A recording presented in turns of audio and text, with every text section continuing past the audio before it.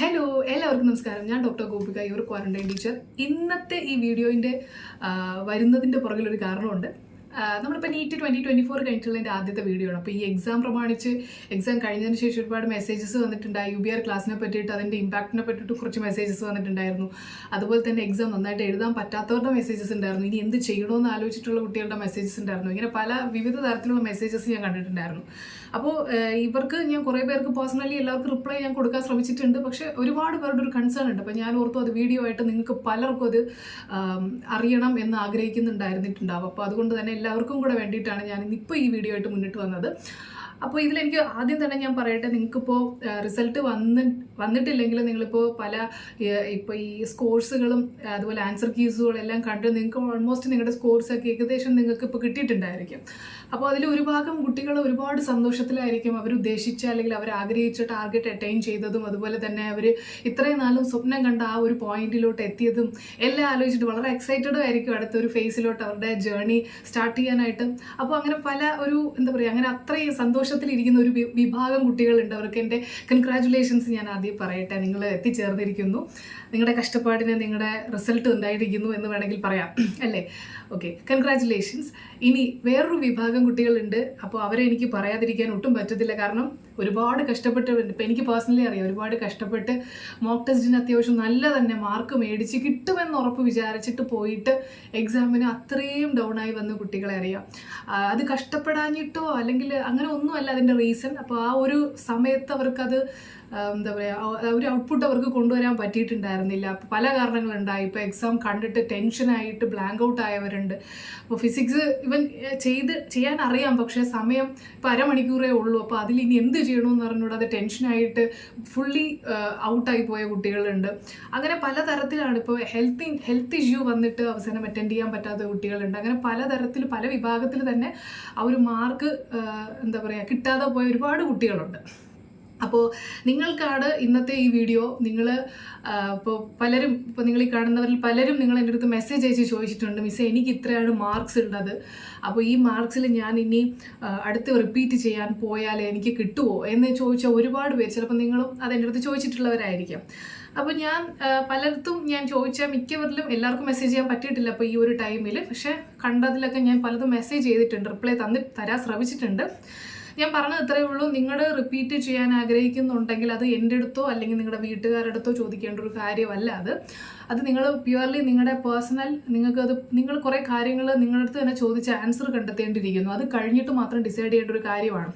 ഇപ്പം നിങ്ങൾ എല്ലായിടത്തും നോക്കുവാണെങ്കിൽ നിങ്ങൾക്ക് കാണാം, ഇപ്പോൾ എക്സാം കഴിഞ്ഞ ഉടനെ നെക്സ്റ്റ് നമ്മുടെ റിപ്പീറ്റിൻ്റെ ഓരോന്നും അടുത്ത പ്രോഗ്രാംസുകളും എല്ലാം സ്റ്റാർട്ട് ചെയ്തിരിക്കുകയാണ്. അപ്പോൾ ബേസിക്കലി നമുക്കൊരു ടെൻഡൻസി ഉണ്ടാവും, നമുക്ക് അതിലോട്ട് എങ്ങനെയെങ്കിലും വേഗം ജോയിൻ ചെയ്താൽ വേഗം നമുക്ക് റിപ്പീറ്റ് ചെയ്യണം, അല്ലെങ്കിൽ വേഗം അടുത്ത നമുക്ക് വേണ്ടി പ്രിപ്പയർ ചെയ്ത് തുടങ്ങണമെന്നുള്ള പലതും അതിനുള്ള നമുക്ക് പെട്ടെന്ന് നമ്മൾ അതിലോട്ടങ്ങ് എന്താ പറയുക ചായഞ്ഞു പോകും. പക്ഷേ അതിനു മുൻപ് ഞാൻ ഒരിക്കലും നിങ്ങളെ ആരെ നിരുത്സാഹപ്പെടുത്താൻ ആഗ്രഹിക്കുന്ന ഒരാളും അല്ല. പക്ഷേ എപ്പോഴും എനിക്ക് നിങ്ങളുടെ മുന്നിൽ റിയാലിറ്റി കൊണ്ടുവരണമെന്നുള്ളൊരു ആഗ്രഹം കൊണ്ട് ഞാൻ പറയുന്നതാണ്.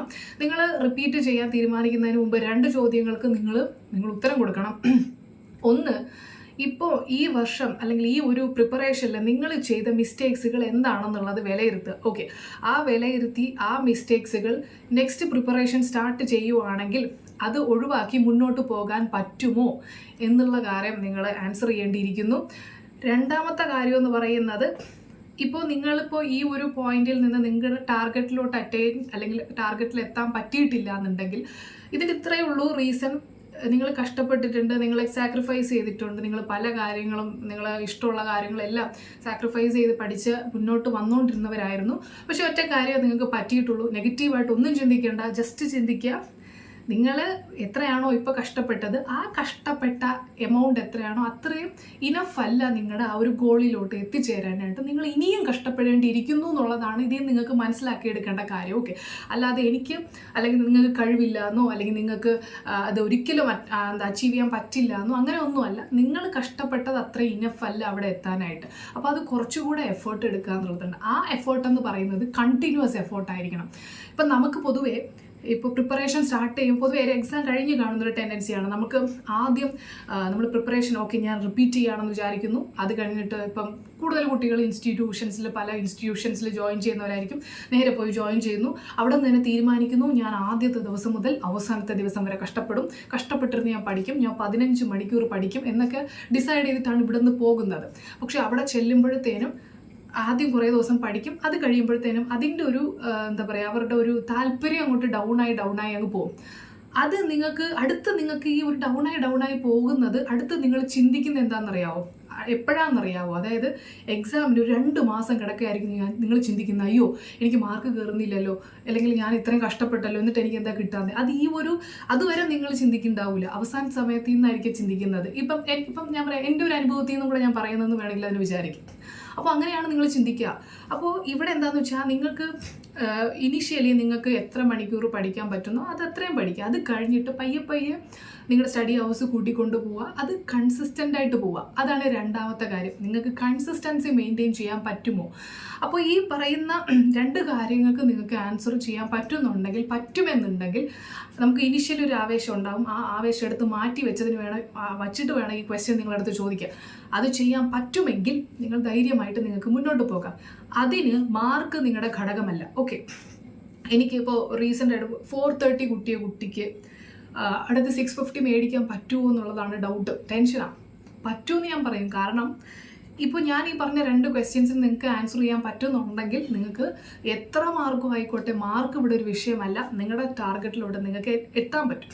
പിന്നെ വേറൊരു കാര്യം കൂടെ എനിക്കിവിടെ പറയാനുണ്ട്. നിങ്ങൾ ചിലപ്പോൾ റിപ്പീറ്റ് ചെയ്തവരായിരിക്കും, റിപ്പീറ്റ് ചെയ്തവരായിരിക്കും, അതും കഴിഞ്ഞ് സൂപ്പർ റിപ്പീറ്റ് ചെയ്തവരായിരിക്കും. നിങ്ങളിപ്പോൾ അങ്ങനെ റിപ്പീറ്റ് ചെയ്തവരായിരിക്കാം.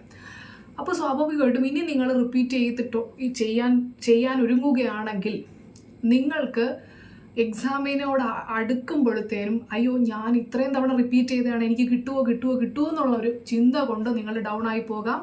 അത് ഇപ്പോഴേ നിങ്ങൾ അങ്ങനെ ഒരു സ്റ്റേജിലാണ് നിൽക്കുന്നതെങ്കിൽ അത് ഇപ്പോഴേ മാറ്റി വയ്ക്കുക. ഓക്കെ, നിങ്ങൾ റിപ്പീറ്റ് ചെയ്യാൻ ഒരുങ്ങുന്നുണ്ടെങ്കിൽ ഈ ഒരു തോട്ട് കൂടെ നിങ്ങൾ ഇതിനോടൊപ്പം മാറ്റി വയ്ക്കുക. ഓക്കെ, അപ്പോൾ ഇത്രയും കാര്യങ്ങൾ എനിക്ക് പറയാനുണ്ട്. ഇത്രയും കാര്യങ്ങൾ തീരുമാനിച്ചിട്ട് വേണം നിങ്ങൾ നിങ്ങളുടെ സ്റ്റെപ്പ് ഡിസൈഡ് ചെയ്യാൻ വേണ്ടിയിട്ട്. ഓക്കെ, ഇത് പ്യുവർലി നിങ്ങളുടെ ഇൻട്രസ്റ്റിന് അല്ലെങ്കിൽ നിങ്ങളുടെ ഇഷ്ടത്തിന് വേണ്ടിയിട്ട് ചെയ്യാനുള്ളതാണ്. ഇത് ആരുടെയും കമ്പല് കൊണ്ടോ അല്ലെങ്കിൽ ആരെങ്കിലും നിങ്ങളെ പറഞ്ഞ് മനസ്സിലാക്കിപ്പിച്ചിട്ടോ ചെയ്യിപ്പിക്കേണ്ട കാര്യമല്ല. എനിക്ക് വേണമെങ്കിൽ നിങ്ങളുടെ അടുത്ത് പറയാം, നിങ്ങൾ ഉടനെ തന്നെ അടുത്ത പ്രിപ്പറേഷൻ ഉടനെ തന്നെ സ്റ്റാർട്ട് ചെയ്യും. എനിക്ക് വന്ന് വേണമെങ്കിൽ പറയാം, എനിക്കൊരു കുഴപ്പമില്ല, എനിക്കൊരു നഷ്ടം ഉണ്ടാകാൻ പോകുന്നില്ല. ബട്ട് എനിക്ക് എവിടെയോ ഞാൻ കുറച്ച് ഇമോഷണൽ കാര്യങ്ങൾ ആയിട്ട് പോകുന്ന ഒരാളായത് കാരണം കൊണ്ട് തന്നെ എനിക്ക് കുറച്ച് റിയാലിറ്റികൾ നിങ്ങളെ മനസ്സിലാക്കിപ്പിക്കേണ്ടിയിരിക്കുന്നതുള്ളൊരു തോന്നൽ. ഓക്കെ, തോന്നലല്ല, ഒരു തോട്ട്. ആ തോട്ട് കൊണ്ടാണ് ഞാനിതൊക്കെ പറയുന്നത്. ഇത് നിങ്ങൾക്ക് എടുക്കുന്നെങ്കിൽ എടുക്കാം, ഇല്ലെങ്കിൽ ഇത് വിട്ടുകളയാം. ഓക്കെ, ഇത് ജസ്റ്റ് എൻ്റെ അഭിപ്രായമാണ് ഞാൻ പറയുന്നത്. ഓക്കെ, അപ്പോൾ കാരണം ഞാൻ നിങ്ങളുടെ ഒരു ഏജിലായിരുന്ന സമയത്ത് എനിക്ക് ഇങ്ങനത്തെ കുറേ തോട്ട്സുകളൊന്നും എനിക്ക് വന്നിട്ടില്ല. ആൻഡ് ഒരു പോയിന്റ് നമ്മൾ കഴിയുമ്പോഴത്തേനും നമുക്കിത് കുറേ കാര്യങ്ങൾ മനസ്സിലാകും. അങ്ങനെ മനസ്സിലാക്കിയിട്ടുള്ള കാര്യങ്ങളാണ് ഞാൻ നിങ്ങളടുത്ത് പറയുന്നത്. നിങ്ങൾക്ക് പ്യുവർലി നിങ്ങളുടെ ഇഷ്ടത്തിന് ഇത് എടുക്കാതിരിക്കാം.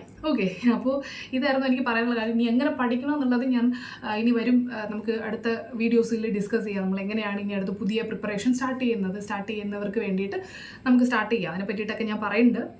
ഇപ്പോൾ ഇത്ര എനിക്ക് നിങ്ങളടുത്ത് പറയാനുള്ളൂ. വേറൊരു കാര്യം കൂടെ എനിക്ക് പറയാനുണ്ട്. ഈ ഒരു അവസരത്തിലൊരു നന്ദി പ്രകടനം കൂടെ എനിക്ക് നടത്താനുണ്ട്.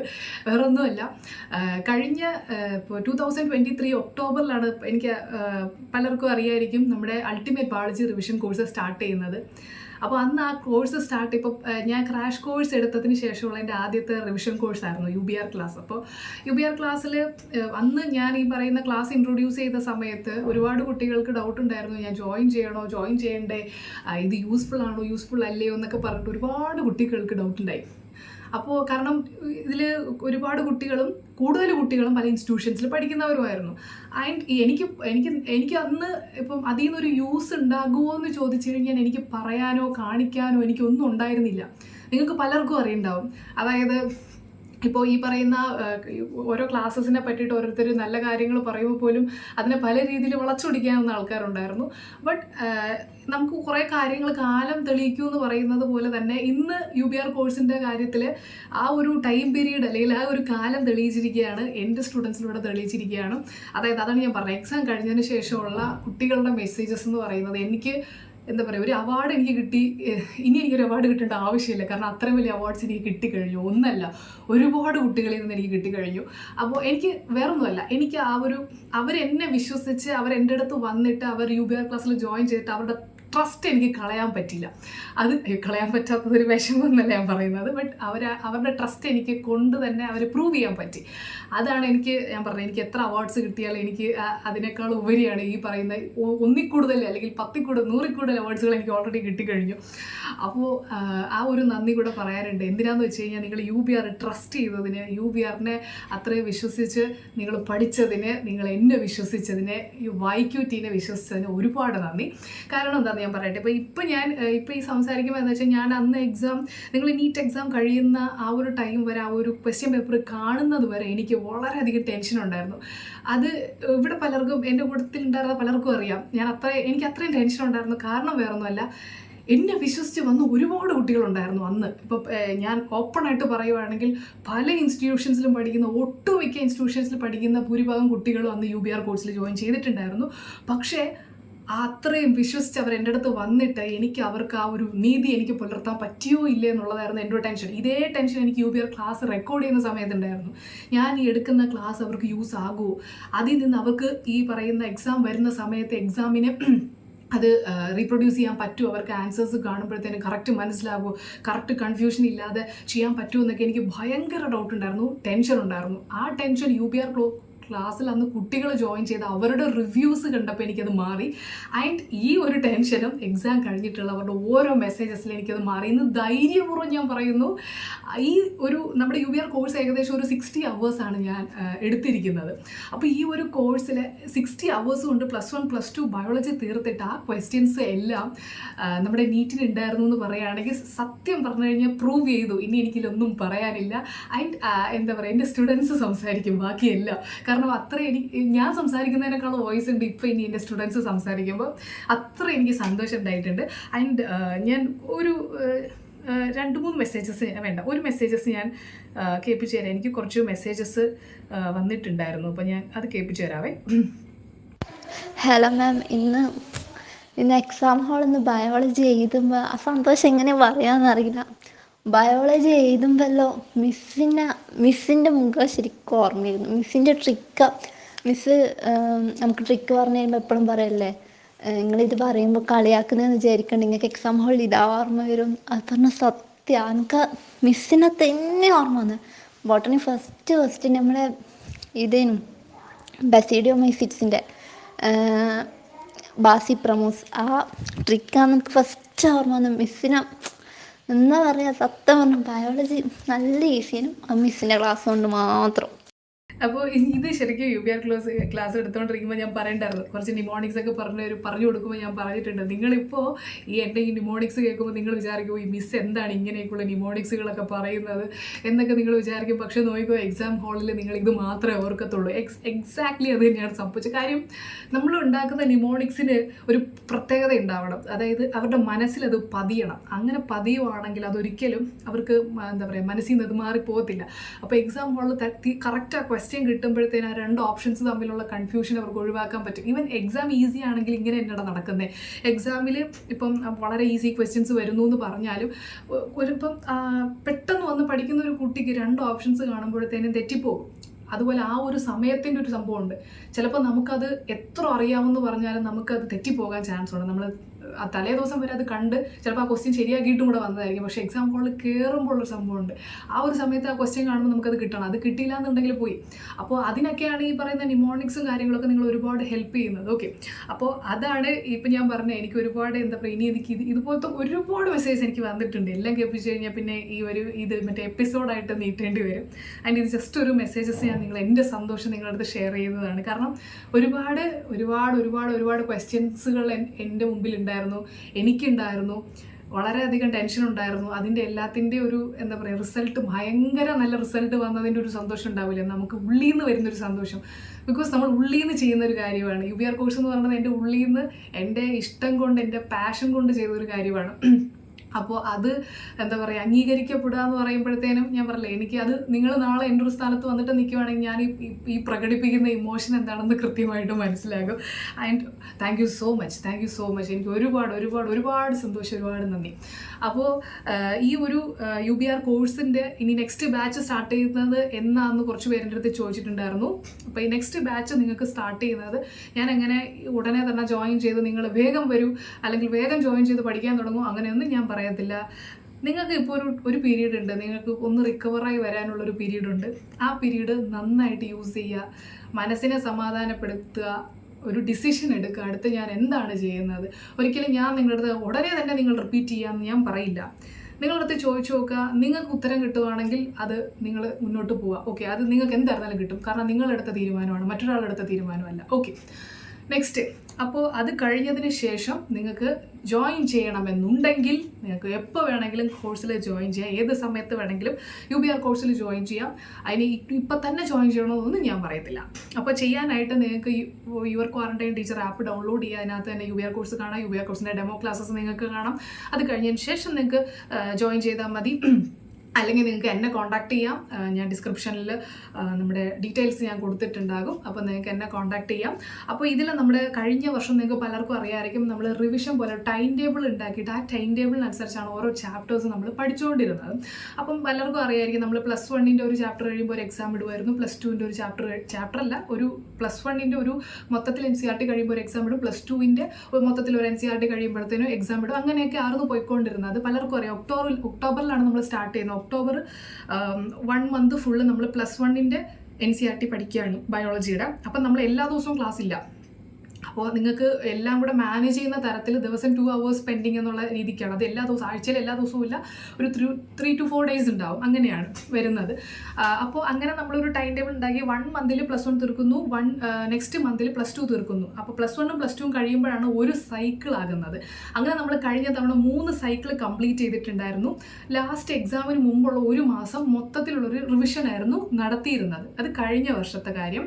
ഈ വർഷം നടക്കാൻ പോകുന്നത് നമ്മുടെ നിങ്ങൾക്ക് ജോയിൻ ചെയ്യണമെന്നുണ്ടെങ്കിൽ നിങ്ങൾക്ക് എപ്പോൾ വേണമെങ്കിലും ജോയിൻ ചെയ്യാം. ജോയിൻ ചെയ്തതിന് ശേഷം നിങ്ങൾ ഇപ്പോൾ ജോയിൻ ചെയ്യുവാണെങ്കിൽ നിങ്ങൾക്ക് ഇപ്പോൾ തന്നെ പഠിച്ചു തുടങ്ങിയിട്ട് ജൂലൈയിലാണ് മെയിനായിട്ടുള്ള time table based class start ചെയ്യുന്നത്. ഓക്കെ, ഇപ്പോൾ നിങ്ങൾക്ക് ജോയിൻ ചെയ്യുകയാണെങ്കിൽ ഇപ്പോൾ പഠിച്ചു തുടങ്ങാം. ഓക്കെ, പഠിച്ചു തുടങ്ങുക. അത് കഴിഞ്ഞിട്ട് നിങ്ങളുടെ ടൈം എടുത്തതിന് ശേഷം നിങ്ങൾ പഠിച്ചു തുടങ്ങിയാൽ മതി. പക്ഷേ ഞാൻ ഉദ്ദേശിച്ചത് നിങ്ങളിപ്പോൾ ജോയിൻ ചെയ്യുകയാണെങ്കിൽ ജൂലൈക്ക് മുമ്പ് +1ഉം +2 ബയോളജി ഒരു തവണ ഒന്ന് കണ്ടു തീർക്കാൻ ശ്രമിക്കാം. ഓക്കെ, അതിന് ടൈം ടേബിൾ ഇല്ല. ജൂലൈ 1 മുതൽ നമ്മുടെ ടൈം ടേബിൾ ബേസ്ഡ് ക്ലാസ് വരും. ജൂലൈ മുതൽ ഡിസംബർ വരെ നമുക്ക് ടൈം ടേബിൾ ബേസ്ഡ് ക്ലാസ് വരും. +1 +2 എന്ന് പറഞ്ഞിട്ട് നമ്മുടെ ക്ലാസ് വരും. അത് കഴിഞ്ഞതിന് ശേഷം ജാനുവരി മുതൽ നമുക്ക് +1 +2 എന്നുള്ള ക്ലാസ് അല്ല വരുന്നത്. +1 +2 അല്ലാതെ 2 +1 +2 ചാപ്റ്റേഴ്സ് മിക്സ് ചെയ്തിട്ടുള്ള ടൈം ടേബിൾ ആയിരിക്കും ജാനുവരി മുതൽ നിങ്ങളെ കൊണ്ട് പഠിപ്പിക്കുന്നത്. പഠിപ്പിക്കാൻ ഞാൻ ശ്രമിക്കുന്നത്. ഓക്കെ, അതായത് മിക്സ് ചെയ്തിട്ടുള്ള ചാപ്റ്റേഴ്സുകളാണ് ഞാൻ പഠിപ്പിക്കാൻ ശ്രമിക്കുന്നത്. ആൻഡ് അപ്പോൾ മുതലായിരിക്കും മോക്ക് ടെസ്റ്റും കാര്യങ്ങളും എല്ലാം സ്റ്റാർട്ട് ചെയ്യുന്നത്. ഓക്കെ, അപ്പോൾ ഇപ്പോൾ ഓൾറെഡി ആപ്പിനകത്ത് കുറച്ച് മോക്ക് ടെസ്റ്റും കാര്യങ്ങളും എല്ലാം ഉണ്ട്. നിങ്ങൾക്ക് അത് മാക്സിമം യൂസ് ചെയ്യാം. ഓക്കെ, ലൈവ് ടെസ്റ്റുകളാണ് കൂടുതലും ഞാൻ ഇടാറുള്ളത്. ആൻഡ് ഇതാണ് നമ്മുടെ ഈ ഒരു 2025 നീറ്റിലത്തേക്കുള്ളൊരു ചുമ്മാ ഒരു ബ്ലൂ പ്രിൻ്റ് എന്ന് വേണമെങ്കിൽ പറയാം, അങ്ങനെ ഒരു സംഭവം. ഓക്കെ, ഇതിന് ചില വ്യത്യാസങ്ങളും കാര്യങ്ങളൊക്കെ വരും. ഇനി പല കുട്ടികളും എൻ്റെ അടുത്ത് ചോദിച്ചിട്ടുണ്ടായിരുന്നു UBRൽ ഇനി പുതിയ ക്ലാസ്സസ് ഉണ്ടോ എന്നുള്ളത്. ഇപ്പം നിലവിൽ ഞാൻ പ്ലാൻ ചെയ്തിട്ടുണ്ട് കുറച്ച് കാര്യങ്ങൾ, പക്ഷേ അത് ഞാനിപ്പോൾ പറയുന്നില്ല. അത് പിന്നീട് നമുക്ക് സമയമൊക്കെ ആയിട്ട് വിശദമായിട്ട് അതിനെപ്പറ്റി സംസാരിക്കുന്ന സമയത്ത് നമുക്കത് ഡിസ്കസ് ചെയ്യാം. അതുണ്ടാകും, പുതിയ എന്തെങ്കിലും ക്ലാസ്സസ് ഞാൻ കൊണ്ടുവരുന്നുണ്ടാകും. അതിപ്പോൾ നിങ്ങൾ അറിയണ്ട. ഓക്കെ, ഞാൻ പ്ലാൻ ചെയ്തിട്ടുണ്ട്, പക്ഷേ അത് നടക്കില്ല എന്ന് നമുക്കപ്പം നോക്കാം. ഓക്കെ, അപ്പം ഇതാണ് UBR ക്ലാസ്സിൻ്റെ കാര്യങ്ങൾ. ക്ലാസ്സിൻ്റെ ഡീറ്റെയിൽസിൻ്റെ ചെറിയൊരു കാര്യമാണ് ഞാൻ പറഞ്ഞിരിക്കുന്നത്. ഇതിനെപ്പറ്റി കൂടുതൽ ഇന്ന് ഞാൻ ഡിസ്കസ് ചെയ്യാൻ ആഗ്രഹിക്കുന്നില്ല. കാരണം ഇത് ഞാനിപ്പോൾ പറയേണ്ട ഒരു കാര്യമല്ല, എനിക്കിത് പരസ്യമായിട്ട് കാണിക്കേണ്ട ഒരു സംഭവമല്ല. ഇപ്പോൾ ഞാൻ പരസ്യത്തിന് വേണ്ടിയിട്ട് വന്നതല്ല. ജസ്റ്റ് നിങ്ങളുടെ കുറച്ച് കാര്യങ്ങൾ വന്ന് പറയേണ്ട കൂട്ടത്തിൽ ഒരുപാട് പേര് എനിക്ക് UBR ക്ലാസ്സിനെ പറ്റി മെസ്സേജ് അയച്ചത് കൊണ്ട് എല്ലാവർക്കും അറിയാൻ വേണ്ടിയിട്ട് മെസ്സേജ് അയച്ചതാണ്. ഞാൻ മെസ്സേജ് ആയിട്ട് പറഞ്ഞതാണ്. ഓക്കെ, അപ്പോൾ ഇത്രയാണ് എനിക്ക് പറയാനുള്ളത്. നിങ്ങൾ ആരും പുറകിൽ പോയിട്ടുള്ളവരോ അല്ലെങ്കിൽ നിങ്ങൾക്ക് ആർക്കെങ്കിലും കഴിവ് കുറവുള്ളവരോ ബുദ്ധി ഇല്ലാത്തവരോ അങ്ങനെയൊക്കെ ഞാൻ ഇപ്പം റീസെൻ്റായിട്ട് കുറേ കുട്ടികളുടെ വായിൽ നിന്ന് കേട്ടിട്ടുണ്ടായിരുന്നു. അതുകൊണ്ടാണ് ഞാൻ അങ്ങനെയുള്ള വാക്ക് തന്നെ എടുത്ത് പറയുന്നത്. ഓക്കെ, അങ്ങനെ ഉള്ളതൊന്നുമല്ല. നിങ്ങൾക്ക് എല്ലാവർക്കും ആ ഒരു കഴിവുണ്ട്, നിങ്ങൾക്ക് എല്ലാവർക്കും പഠിക്കാൻ പറ്റും. പക്ഷെ നിങ്ങളുടെ ഒരു മൈൻഡ് സെറ്റിൻ്റെ കുറച്ച് കാര്യങ്ങളാണ് നമ്മളെപ്പോഴും പിന്നിലോട്ടാക്കുന്നത് എന്ന് ഞാൻ വിശ്വസിക്കുന്നു. ആൻഡ് ഇതുപോലെ തന്നെയുള്ളൊരു മാനസികാവസ്ഥയിൽ കൂടെ ഞാനും ഇപ്പോൾ കടന്നു പോയിക്കൊണ്ടിരിക്കുകയാണ്. അതുകൊണ്ട് തന്നെ നിങ്ങളും എനിക്ക് വേണ്ടി പ്രാർത്ഥിക്കുക. And thank you so much. By.